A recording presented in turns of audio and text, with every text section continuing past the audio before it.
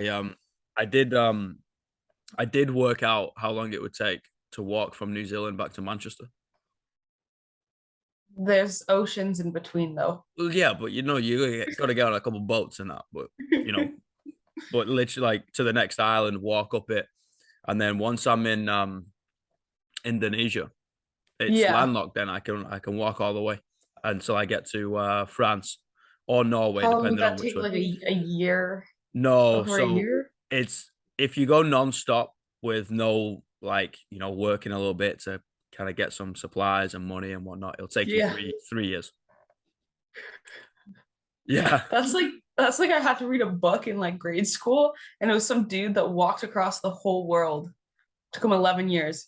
Oof. Started up in Canada, walked all the way down South America, flew over to Africa, all the way up Africa, through Europe, through Asia, into Australia, but like walked the whole time. I want to know what pushed him over the edge. I don't know. I think he said something like he had to find himself. The Yeah. story's really strange because he has like two small children that he leaves behind and like a wife What? and stuff. Yeah, it's a really strange story. Oh, okay. Yeah. I pictured some like 18-year-old, right? Some half hippie. No, this guy was like 40 or something. Oh, maybe it's kind of like my future. Who knows? If I just drop off the grid, you're like, fuck, I know what he's doing. Just He's walking across the world. yeah, just leave him be. He's gone off the rockers. Lost a couple marbles. Seriously, that was a that was a weird story that they made us read. We were like Yeah. 14. Maybe they're trying to give you a little hint. They're like, our They're like classes are kind of overflowing here, guys. We need to drop a couple students. a couple people can go walk around the world for a few years. It would be nice. Yeah. Maybe come back in a decade or two. Or don't. Find another place to live. Yeah. I can picture my teachers doing that in school. Just get out, you get. Come on. Here's half a sandwich and a bloody tangerine and bugger off, mate. Figure out the rest. Man, I'd take the free food. I'd be like, okay, it'd be like the Hunger Games. I'm in. Like, Count count me in.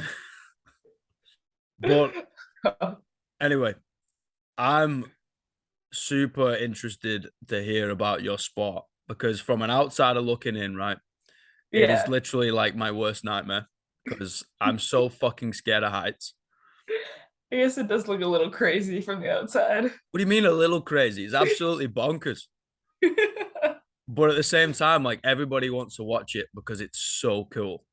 Yeah.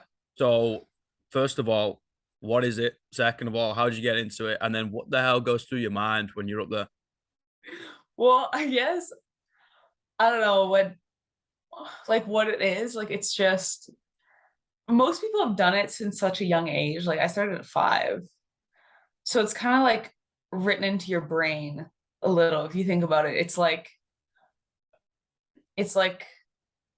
writing. Like you don't think about how to write because you learned it at such a young age. Like your hand knows what to do.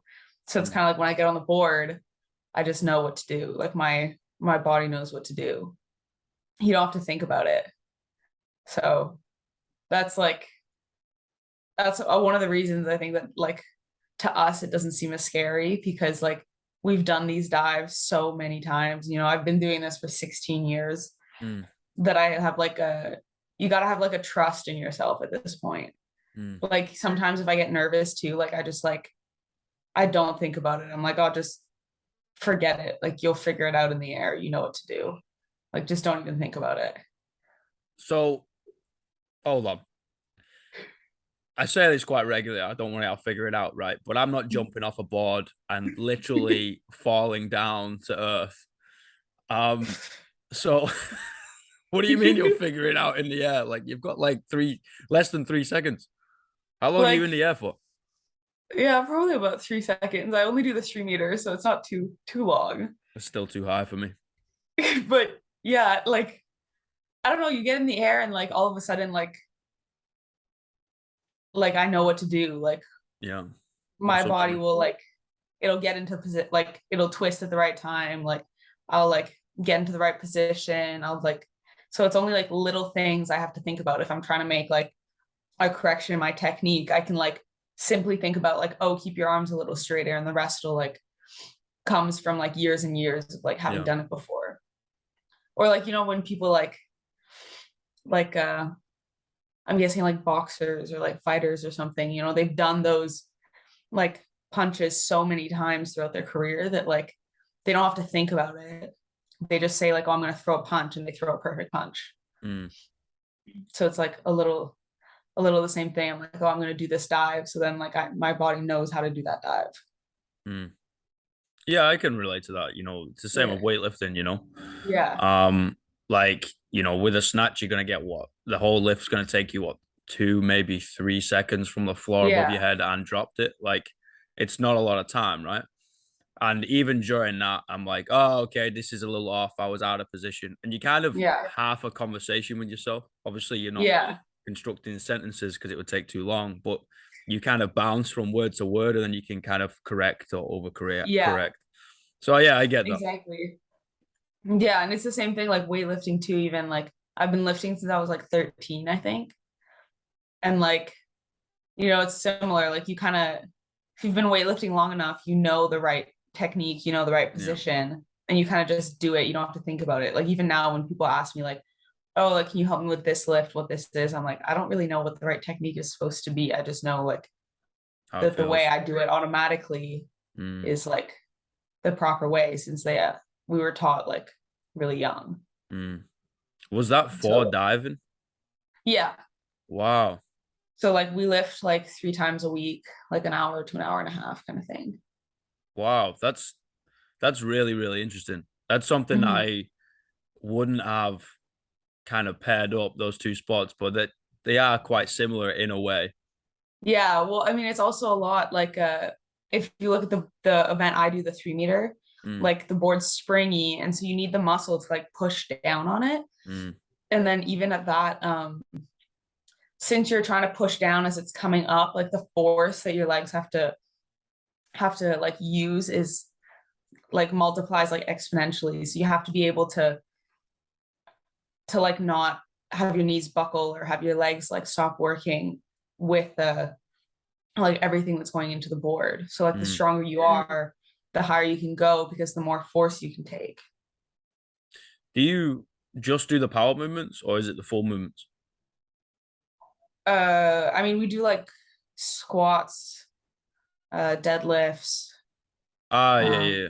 like Not the Olympic lifts. we do but not as much. No. Mm, mm, We don't put as much emphasis on those.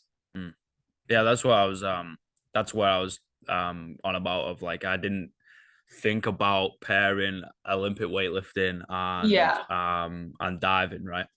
Yeah, no, it's not it's more like strength based, like not. Mm, But Olympic lifting does help too. Like a lot of people do it because of the like the speed you have to get and the like mm. precision. It helps like build the right muscles to get the speed and the precision in our sport. Yeah, for sure. And the power transfer, like Hmm. you can't really replicate that. Like overall strength, that's obviously gonna be powerlifting, right? The big three. Hmm. But Yeah. in terms of power, it's that's weightlifting. You've got to move this Yeah. fast. And Yeah. I find it so interesting. You kind of look back through like academy level, collegiate level of Hmm. sports, and it's like, oh, power movements of weightlifting to supplement said sport. And Yeah. those sports just they're all over, whether it's bloody horseback riding, pole vault, rugby, like Yeah. it all helps, right? And I think it's awesome. Yeah. I mean, most sports I know, in the NCAA at least, like do weightlifting. I think pretty much every sport at the university here does some type of weightlifting, like to Yeah. supplement their practices. See that's 'Cause I where mean, sorry, what were you saying? I was just gonna say it's also like injury prevention. Like, Hell if you yeah. don't train like those muscles that your sport doesn't work, like one of them's gonna give out at some point. Yeah, for sure. Like, stability above head as well with the shoulders, Mhm. like Yeah.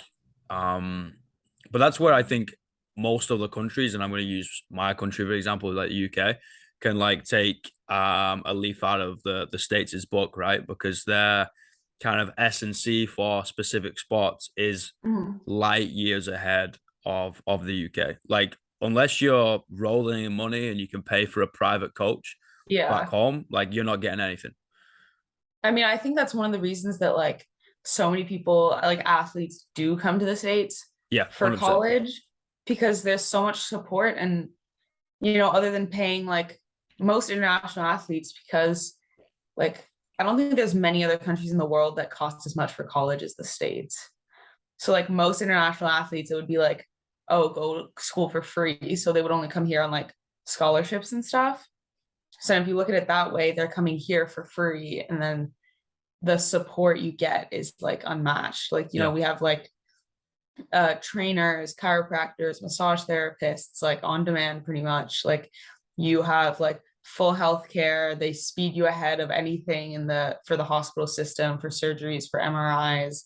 Like there's again, the weightlifting rooms are always super nice. Like, and then even like I find one of the great things with the NCAA is the coaches have somebody like on top of them. They have somebody they have to respond to. So like if a athlete is being mistreated, they can go to like the administration department or something. And then like they deal with the coach, or if they're like working them too many hours or and doing other things that they're not supposed to, like, and that just doesn't happen. At least for me in Canada, like there's not really somebody that's overseeing the coaches. Like there is, but they usually don't really care. Yeah. Yeah.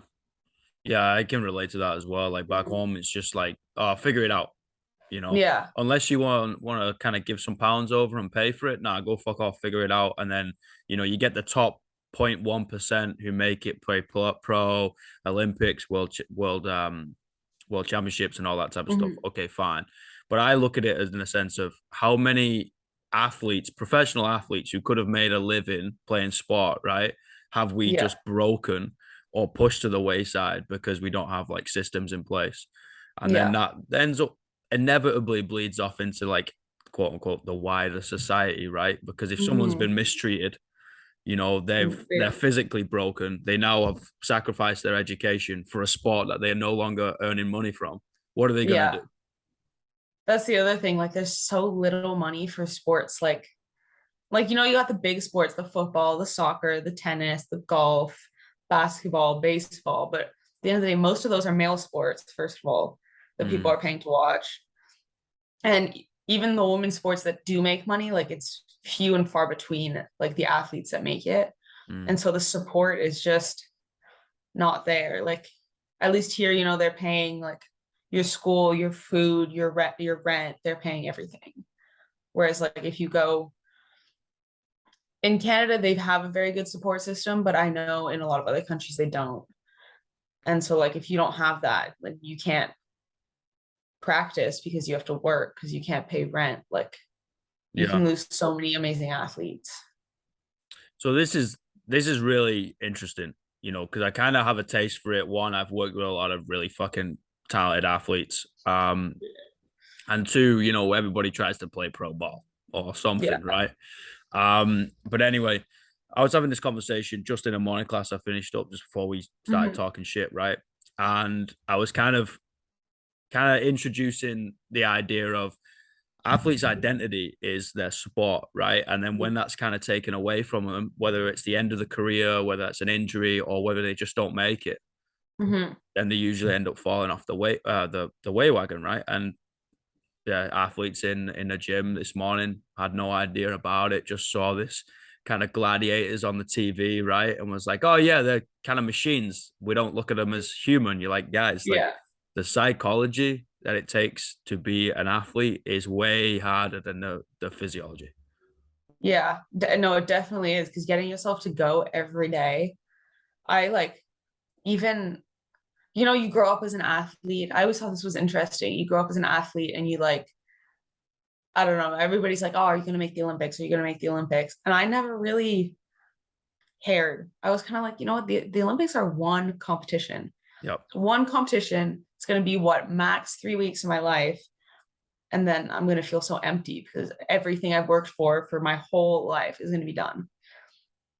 And like, so I dove just because I liked it, just because that's what I wanted to do. I wanted to like be my best and do my best with every competition. But like there's so much like untalked about things that when an athlete retires or after the Olympics, there's such a down, like so many people fall into depression. And like you said, like, they go to the weight room, they don't know what to do. There's nobody to push them. There's Yep. nobody, they don't have like the motivation to do something without having that competition, having that passion that they've worked for. Yep. Yeah. Yeah, like be pretty much if you're an athlete, right? Pretty successful athlete. Let's be Mhm. honest, you got an addictive personality, right? Yeah. Yeah, kind of treading that line between genius and insanity. Like that's just the way it is, right? And I look at it in a sense of if we're able to help these people and kind of give them something that's like, okay, now I got a passion again. Yeah. I've got something to live for, right? And I can work towards. Then Mhm. the contribution they can give to everybody else is unbelievable. But if we're just like, well, fuck you, you're no longer on the starting 11, or you're no longer jumping Yeah. off a 3 meter springboard, right? It's like, get out of here. But like Yeah. they're now going to do the opposite way. Like people that can do the most good are usually the same individuals who can do the most bad. And I'm like, guys, if we just took like a second of our time to think about this to help someone else, then they can then go off and help other people, and rather than doing the other way. I mean, yeah, people don't think about it, but the amount of work that goes into like doing all this stuff, like it's such a passion that, like you said, if you can like, if an athlete can find something after that that they're just as passionate about, they're going to work just as hard because that's all they know how to do. Hell yeah. Like that's all. But again, like you said, if you don't find something, then like that's going to be it. You're not going to want to do anything because you're going to like, even when I take breaks, I can feel it. It's like, oh, for the first time in my life, like I don't have to get up early. I don't have to go train 5 hours a day. I don't have to do this. And so you just don't want to do anything. But Yep. I mean, and again, that's actually another reason that I came here, because without the support like from the universities and stuff, it's so hard to get a college degree while doing sports. So it's so hard to like Mm.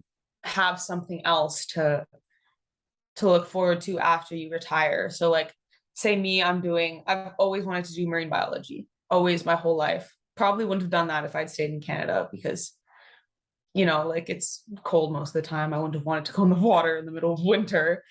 But I came down here. I came here for the diving because I mean, I'm a little biased, but I think Miami's like the best diving school in the country. And then I said, well, why not do marine biology? Like so many people told me like it's not worth it, but like if I find something I'm passionate about after this, Mm. then it's not going to be as scary. And so I've done it and I'm like going to do my master's in it next year and like absolutely love it. But Fuck if I yeah. had been in Canada, I probably wouldn't even have a degree by the time I finished. Like by the time I retired, I'd have to go back to school after 7 years, or I'd have to find something else and there'd be nothing. Mm. Like, I wouldn't have found that thing that I really want to do with the rest of my life. I wouldn't be passionate about anything and I probably wouldn't know what to do.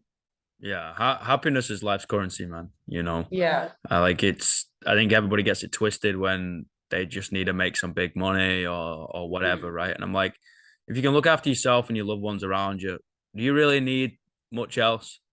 Yeah. And I think I don't know whether it was a big thing coming here, right? Because they got something called tall poppy syndrome. So if you do really well, everybody pulls you down, right? And Hmm. I'm a bit of a history geek, and can see that comes from the UK, Hmm. colonialism and all that bullshit. And I'm like, oh great, Yeah. everything's got the UK to blame, right? We can all agree on that. Yeah, go fuck yourself. Um, but I'm just like, this doesn't make any sense, man, because people with passion within their eyes, in my opinion, is the most beautiful sight in the world. You Mm. just like, you could be passionate about friggin' tiddlywinks, right? You're just trying to flick this coin into the cup. And if you're just like Yeah. going off, I'm like, you know what? This is awesome to see. Good Like for I have you. I have no idea what's going on, right? But you fucking go, girl. And Yeah. if there's more passionate people around, the world would be an unbelievable place. Yeah. I mean, if people supported each other, it would be a very different place. very different place. Mm. So I talk to me about the psychology it takes to be a diver, because I'm not taking it away from the physical attributes, right? mm, Because that's clearly unbelievable. yeah. Right? You clearly have to be strong as shit, flexible, mobile, like coordinated. All that is, I Yeah. mean, that's obvious. But the mental side, Yeah. that seems just out of this world.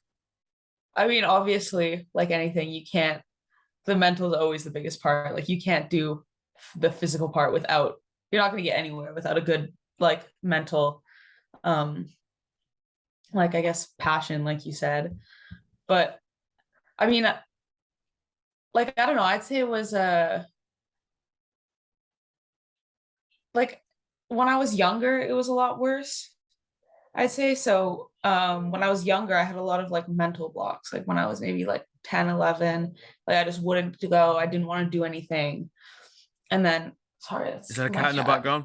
Yeah. Oh my god, I love it. There's two of them, the other one's sleeping. Massive, massive cat dad. It's, Yeah. I'm gonna be one of those old people with like 15 cats. No people, fuck people. Just the cats. Just cats. And they'd be like, what is this guy doing? Like, I'll be like grunting. People won't understand what I'm saying. Probably dementia, As long as the but cats understand, it's okay. 100%. Anyway, I was saying like when I was younger, I had all these mental blocks, and then I kind of hit like high school, I think, and I like really got over them. But like thinking back, like if I hadn't gotten over them, if I something hadn't like clicked in my brain, like I would never be where I am today. And now it's kind of like it's again, I don't do the 10 meters, so the 10 meters is a lot more mentally challenging because Yeah. it's absolutely terrifying. I'm too scared to even go up there anymore. I haven't gone off there since I think 2015 was the last time I did a dive off there. But like I said, like there's a lot of just trust in yourself, I think. So I think having started like when you start something so young, you don't really have the like capacity to think about it. Like, you don't really understand what you're doing. You just kind of Yeah. do it because your coach tells you to. And so I think doing that for so long kind of takes away the doubt a little bit, usually, especially if you have a coach that you trust. Um, so like as an example here in Miami, like obviously I'm very scared of if I do a new dive, say I'm trying to learn a front 2.5 with 2 twists. Right now I do it with 1 twist. But like I trust in my coach that he wouldn't tell me to do it unless I was ready, Mhm. kind of thing.